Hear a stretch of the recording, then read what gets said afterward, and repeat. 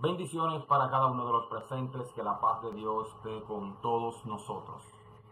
En estos momentos le traemos un tema, cual lleva por título, ¿cuándo fue el ladrón arrepentido al paraíso? En esta parte de la historia, cuando está Jesús en la cruz y junto a él hay dos malhechores, uno a la derecha, otro a la izquierda, Jesús en el medio, uno de ellos le dice algo,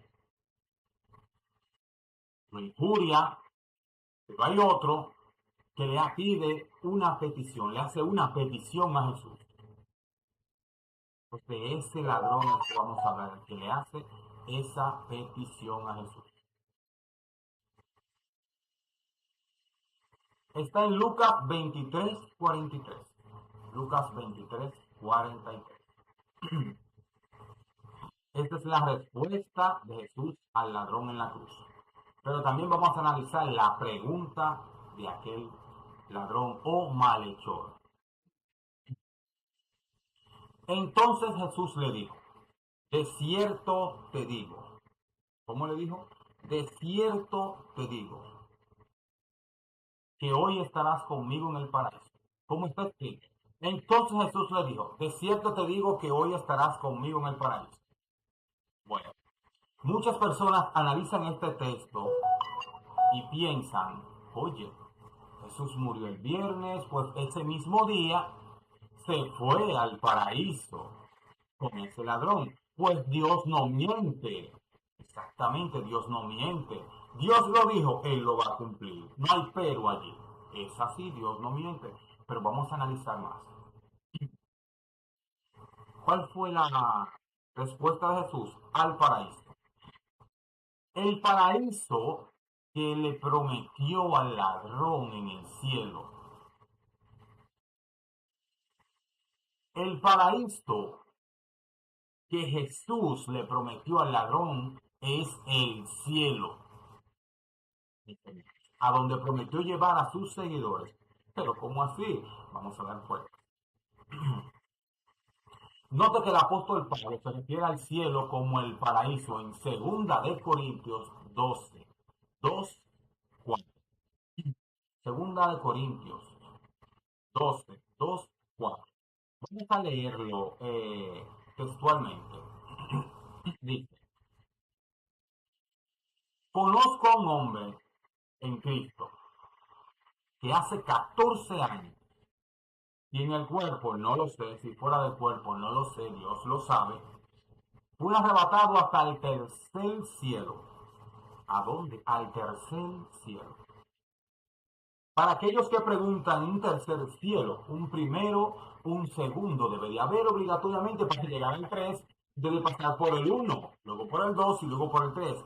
Pues en mi canal, ahí debajo está en el canal, hay un tema ya puesto allí sobre estos tres cielos. Y conozco al tal hombre, que en el cuerpo, fuera del cuerpo, no lo sé, Dios lo sabe, que fue arrebatado ¿a dónde? Al paraíso. Oye, lo llevaron al tercer cielo. Y cabe destacar, tercer cielo es la morada de Dios. Es la morada de Dios Padre. Al paraíso donde yo palabras inefables que no les daba al hombre expresar. ¿A dónde lo llevaron? Al tercer cielo.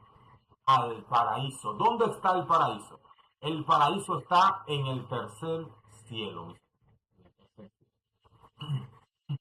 Nos sigue diciendo lo siguiente.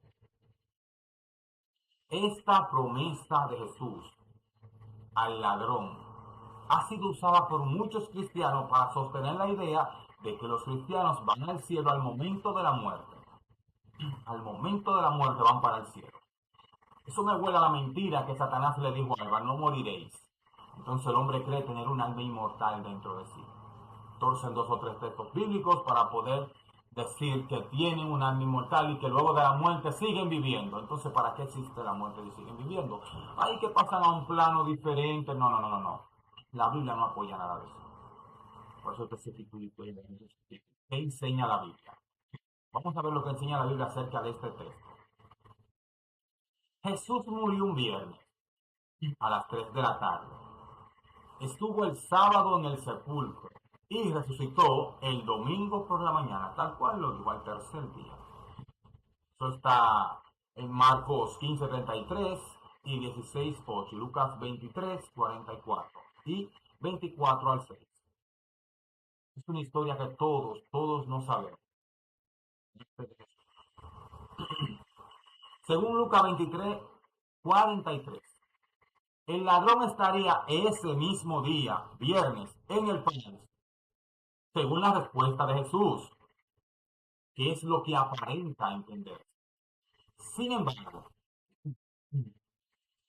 al tercer día, el domingo de resurrección,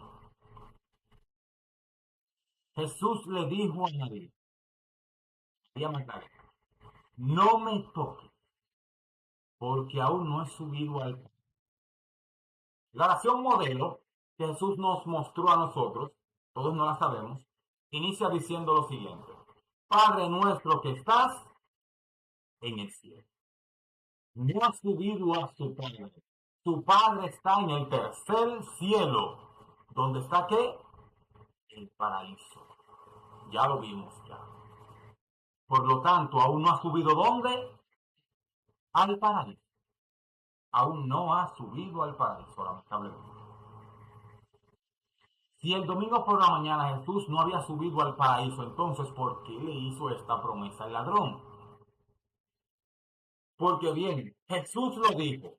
Nah, decimos lo que está escrito, Jesús lo dijo. De cierto te digo que hoy estarás conmigo en el paraíso. Si Jesús lo dijo, hay que creerlo, Jesús lo dijo. Pero también dijo, no me toques porque aún no he subido al Padre. El Padre está en el tercer cielo, donde está el paraíso de Dios, por lo tanto no ha ido al paraíso. Entonces, ¿qué fue lo que le prometió al ladrón? ¿Por qué le dijo algo? Porque hay una aparente discrepancia. ¿Cuándo fue el ladrón arrepentido al paraíso entonces? ¿Es Jesús como nosotros los seres humanos que decimos una cosa y luego la cambiamos? Mañana en la mañana voy para el campo, te esperan en el campo y luego llamas y dices, no, voy pasado mañana, ya cambiaste de idea, pero Dios no tiene sombra de variación.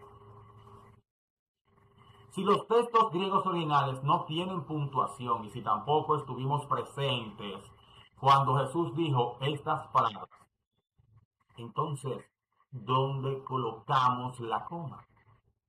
¿Cómo deberíamos leer la declaración de Jesús?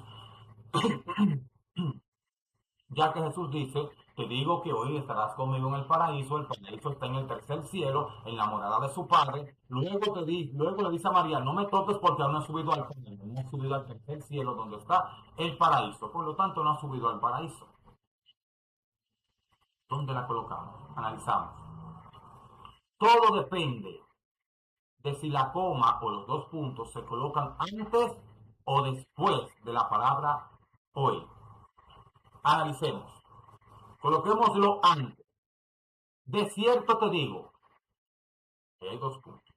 De cierto te digo, hoy estarás conmigo en el paraíso. Ahora, después, de cierto te digo hoy, estarás conmigo en el paraíso. La Biblia no se puede contradecir. Debe armonizarse totalmente. Armonizarse totalmente.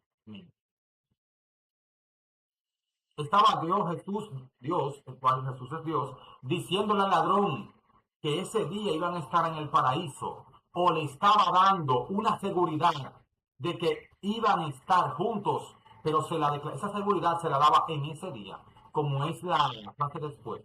De cierto te digo hoy, una declaración él estaba dando en ese día, Dios le estaba asegurando que su petición iba a ser escuchada. De cierto te digo hoy, lo aseguraba en ese momento, estarás conmigo en el paraíso. Según el texto griego, el adverbio hoy podría modificar tanto el verbo digo como el verbo estarás. Por lo tanto, lo que necesitamos saber es si Jesús quiso decir te digo hoy, u estarás hoy, o hoy estarás, según Lucas 23:43. Por eso lo vamos analizando. Por eso es que tenemos que ir analizando las cosas. No debemos tomar dos textos, sacarlos fuera de contexto, hacer una doctrina, una creencia basada en 2 versículos solamente, o en un versículo. Ignorar los otros. Y si le preguntan a las personas que tuercen estos textos y le preguntas, ¿la palabra de Dios se puede contradecir? No, no se puede contradecir. Entonces, ¿cómo te pueden armonizar esto? Si no es de esta manera. Ahora, Jesús nunca enseñó que los cristianos, sus creyentes, sus hijos, irían al cielo en el momento de la muerte. Eso no fue lo que Jesús enseñó. Para nada. ¿Qué dicen esos textos?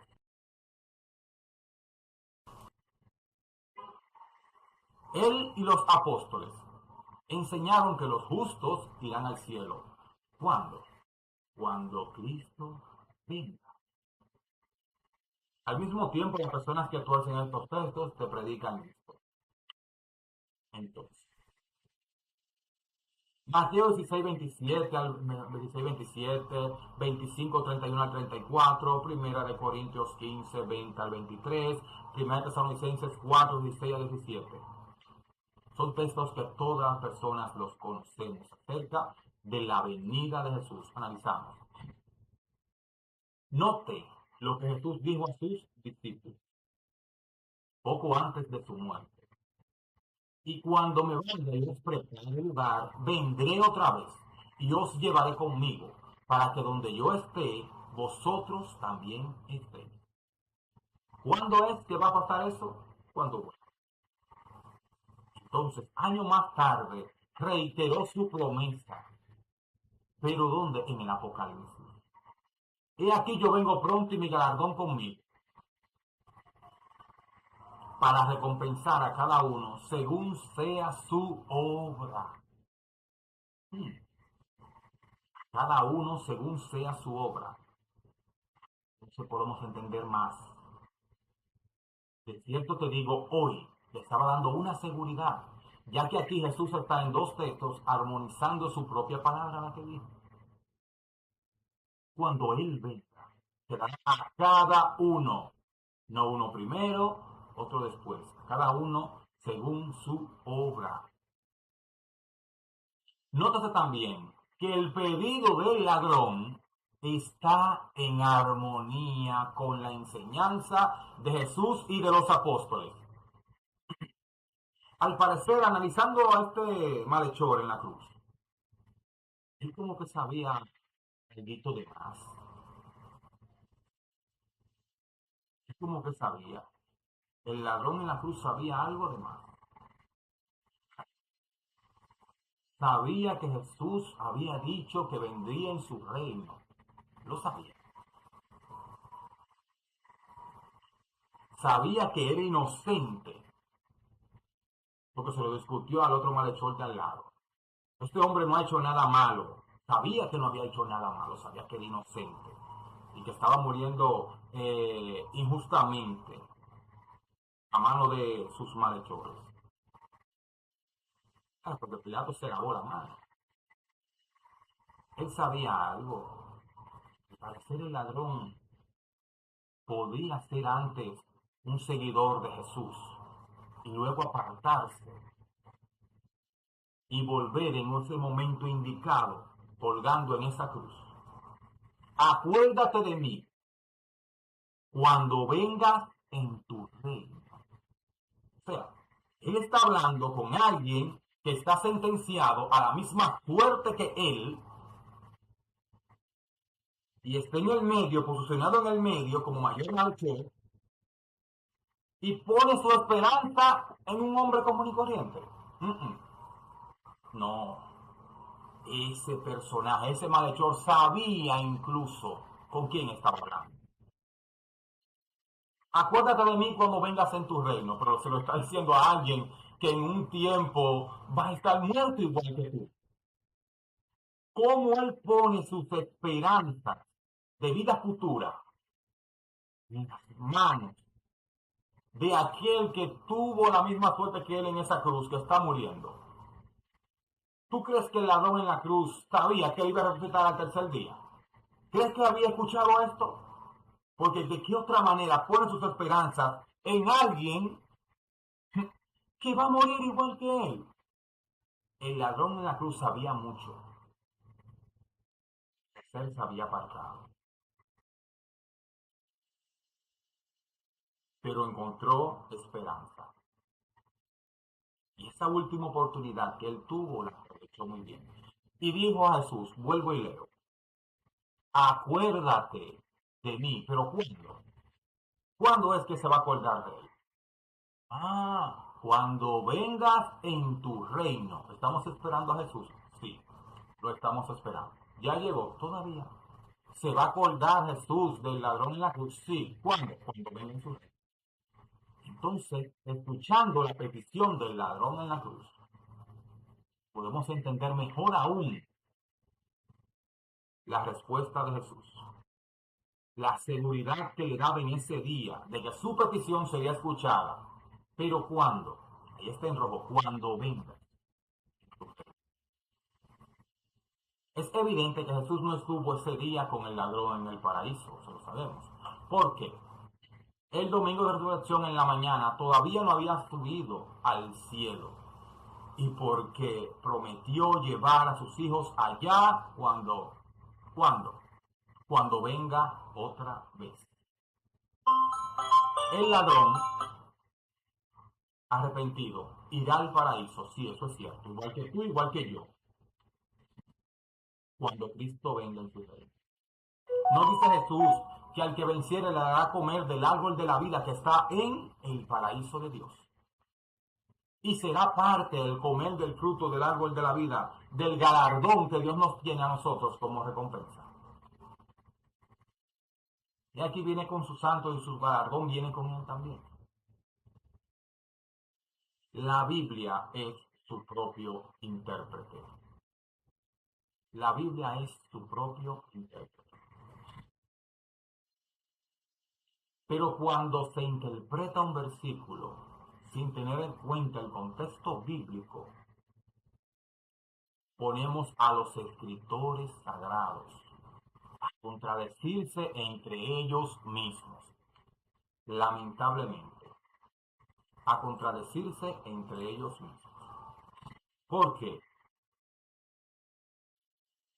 ¿Qué hacemos, por ejemplo, qué hacen algunas personas? ¿Qué hacen? Hay un personaje bíblico que dice una cosa, un profeta, no es una especie, no estoy contradiciendo nada, es lo que no quiero en este momento, que dice una cosa, entonces yo cito a Juan para aclarar algo, el otro cita a Lucas, entonces cuando cita a Lucas, aparentemente Lucas contradice lo que dice Mateo o Marco, lo contradice aparentemente. Entonces, un mismo espíritu, una misma revelación, todos fueron inspirados por Dios, o sea, hay que tener cuidado, hay que tener mucho cuidado con esto. Y con eso tenemos que tener mucho cuidado, porque hoy en día las religiones dividen. Las religiones dividen, lamentablemente. Eso es lo que hacen, dividen. Cuando tú mencionas el nombre de una religión, el otro menciona el nombre de otra religión, empieza como una pelea, como una enemistad. Predique con la verdad bíblica. No quiere agarrar y convencer al otro. Se predica con la verdad bíblica. Y que el Espíritu Santo, que ese es su trabajo, se encargue de convencer de pecado y de juicio según las Escrituras. Ese es su trabajo. Dios nos dé claridad mental para entender su palabra. Porque que este mundo está lleno de personas que autointerpretan la palabra de Dios para su propia conveniencia. Toman un texto bíblico, solo toman la mitad de este texto y la otra mitad la desechan, siendo la misma palabra de Dios, siendo la misma palabra de Dios. Mira, por ejemplo, este mismo tema que estamos dando, el del ladrón en la cruz. A veces resulta que, pues como ya tengo, por ejemplo, 20 años en esta creencia, no, ya yo de ahí no me saca nadie, dicen algunos. Entonces, ¿a quién sigues? ¿A quién sigues? ¿Doctrinas de hombre o en realidad estás siguiendo a Dios? ¿De qué lado vamos a estar? ¿Del lado de los cabritos o del lado de... o el otro lado? Del lado de los cuales Jesús dice, apartaos de mí, no te conozco. Pero Señor, yo prediqué, yo hice esto, yo hice lo otro. Apartado de mí, no te conozco. Satanás existe. No como otras religiones dicen que no existe Satanás. Y para demostrártelo buscan otras y otras declaraciones que aparentemente, entre comillas, son de que testamento de Jesucristo. Pero déjame decirte algo. La nueva luz que pueda aparecer no puede contradecir la vieja luz. Porque al mismo tiempo te dice, no es un testamento de Jesucristo.